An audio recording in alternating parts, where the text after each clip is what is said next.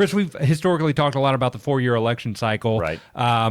Where do we stand right now here in September of 25? So post-election year, we're absolutely right on track for where we should be. August was decent. Of course, it's September now, and September tends to be the most challenging month of the 12-month cycle. Yep. In fact, next chart, you see what the 4-year election cycle looks like, and usually we kind of run into some headwinds as we get into that midterm election year. The history of this 4-year cycle is going back 100 years roughly. We aren't through the full 100 years. We're 98 years in right now, and so there's something statistically relevant about what's happened in these periods over the last 100 years.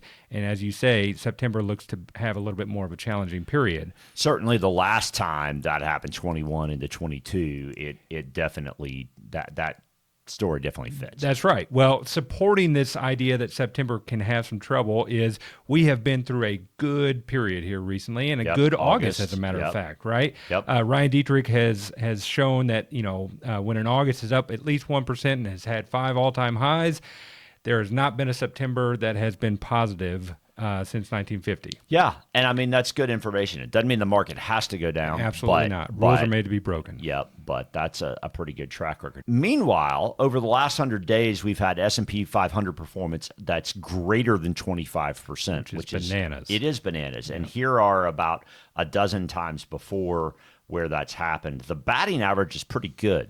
I mean, what's crazy to me out of this chart is the batting average after a big surge like that is better than all these 1 month, 3 month, 6 month, 12-month returns in all periods since 1950. So to say that again, the market up 25% after 100 days, actually the results after that have been better than the results in all years since 1950. That's right. So momentum carries us. It does. What that implies. That's right. So no reason to get bearish right here, I guess, is another way of saying that. But if stocks are maybe, more challenging. All of this is what's based on, right?